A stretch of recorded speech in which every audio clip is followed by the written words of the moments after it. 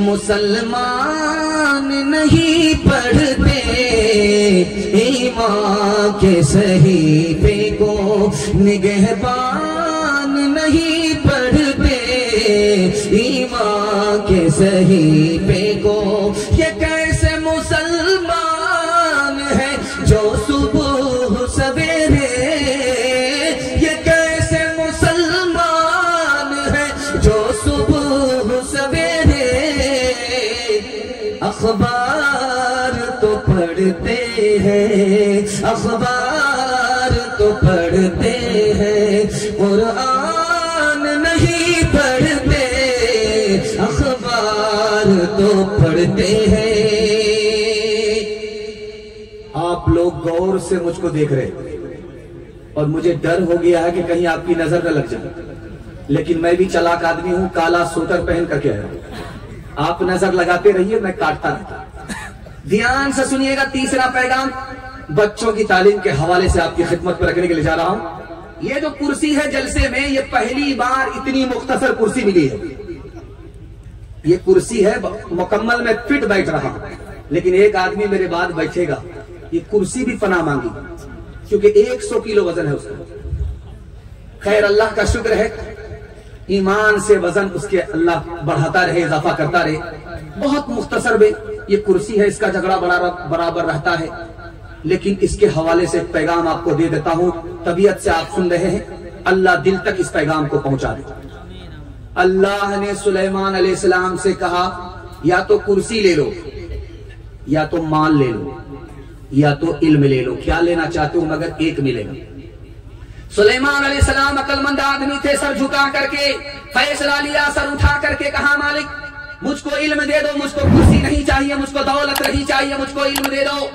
اللہ کی طرف سے جواب آیا، سبحان اللہ، سلیمان تم نے اصل چیز حاصل کر لی۔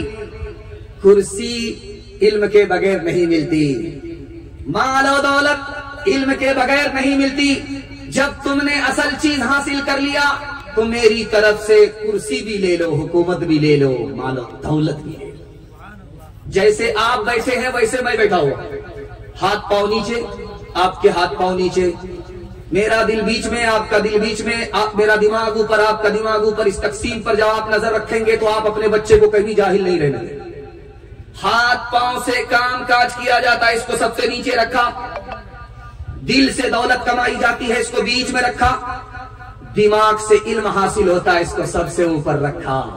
مطلب تھا کہ اگر تمہارے بچے کے ہاتھ میں علم اور ہنر آ گیا، اللہ ذلت کی پستی سے اٹھائے گا، عزت کی چوٹی پر پہنچا دے گا۔ ایک آدمی جانتا تھا کہ کھیر بہت اچھی چیز ہوتی ہے، لیکن اس نے کھائی نہیں تھی، پکانا جانتا نہیں تھا۔ کسی سے پوچھا کہ کھیر میں کیا کیا لگتا ہے، بولا چاول، چینی اور دودھ۔ بولا سبحان اللہ، یہ تو میرے گھر میں ہے۔ ایک مٹھی چاول منہ سے پھانک لیا، ایک مٹھی چینی لے کر منہ سے پھانک لیا، ایک گلاس دودھ پی گیا اور کپڑا اتار کر کے چولہے پر لیٹ گیا کہ اب کھیر پکنے دیتے۔ کھیر تو پک گئی لیکن پیٹ پتھر ہو گیا۔ اب جب درد شروع ہوا تو ڈاکٹر کے پاس آیا۔ ڈاکٹر نے کہا کہ تمہارا پیٹ ہے کہ یہ پتھر ہے؟ کیا کھا لیا تھا؟ بولا کہ کھیر۔ کہا کہ کھیر تو بڑی نرم ہوتی ہے، تمہارا پیٹ کیسے پتھر ہو گیا؟ کہا کھیر تو نرم غذا ہے، لیکن پکائی تھی کسی اور ترکیب سے، اس لیے پیٹ پتھر ہو گیا ہے۔ ہاتھ اٹھا کر کے وعدہ کیجئے، خود جاہل ہے کوئی فرق نہیں پڑتا، لیکن اپنی اوقات کو داؤ پہ لگا کر اپنے بچے کو جاہل نہیں رہنے دیں گے۔ ہاتھ اٹھا دیجئے، انشاءاللہ جب تک نوکری نہیں ملے گی اپنے بچے کو نہیں پڑھائیں گے۔ ہاتھ اٹھائیے انشاءاللہ۔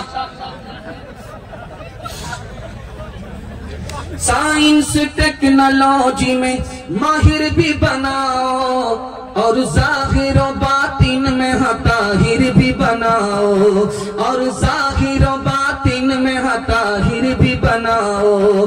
پہلے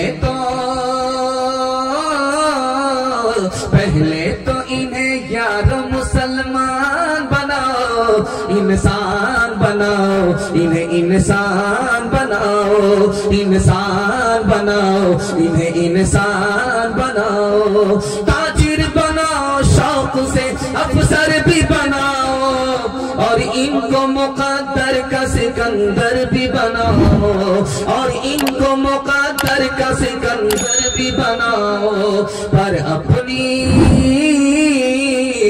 اپنی مغفرت کا سامان بناؤ، انسان بناؤ، انہیں انسان بناؤ۔ ماشاءاللہ بہت خوبصورت جلسہ، ایسا محسوس ہو رہا ہے کہ جیسے ابھی شروع ہو رہا ہے۔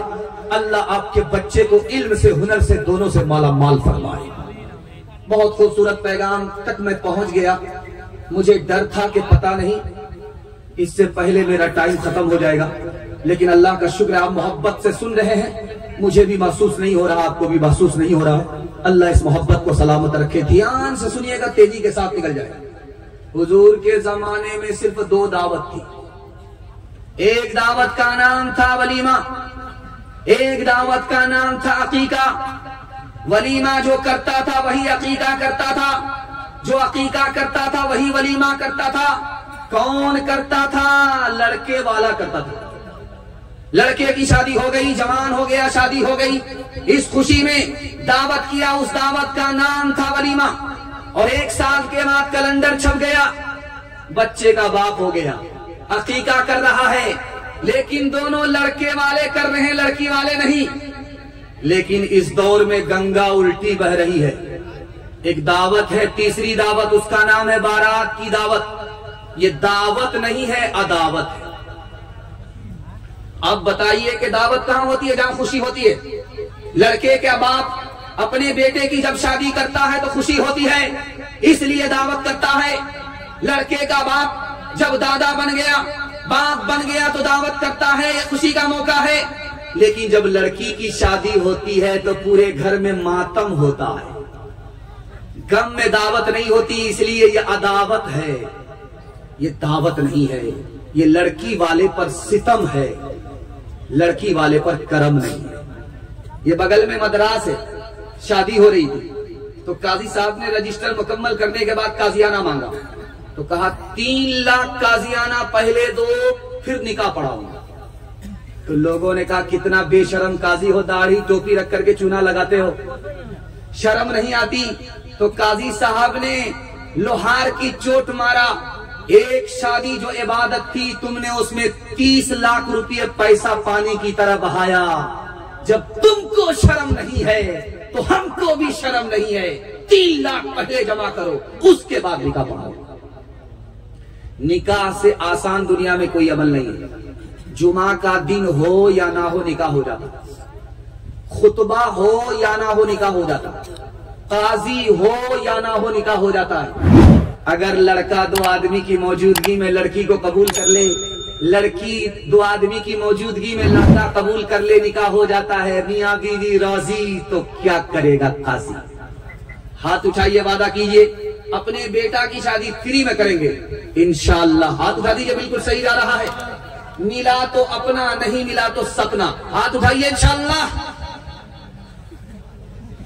ایک طرف اندھی دولت کی پاگل عیش پرستی، ایک طرف جسموں کی قیمت روٹی سے بھی سستی، ایک طرف ہے سونا گاچھی، ایک طرف ہے سونا گاچھی، ایک طرف چورنگی ہے، یہ دنیا 2 رنگی ہے، یہ دنیا 2 رنگی ہے۔ آدھے منہ پر نور برستا، آدھے منہ پر چیرے، آدھے تن پر کوڑ کے دھبے، آدھے تن پر ہیرے، آدھے گھر میں خوشحالی ہے، آدھے گھر میں خوشحالی ہے، آدھے گھر میں تنگی ہے، یہ دنیا 2 رنگی ہے، یہ دنیا 2 رنگی ہے۔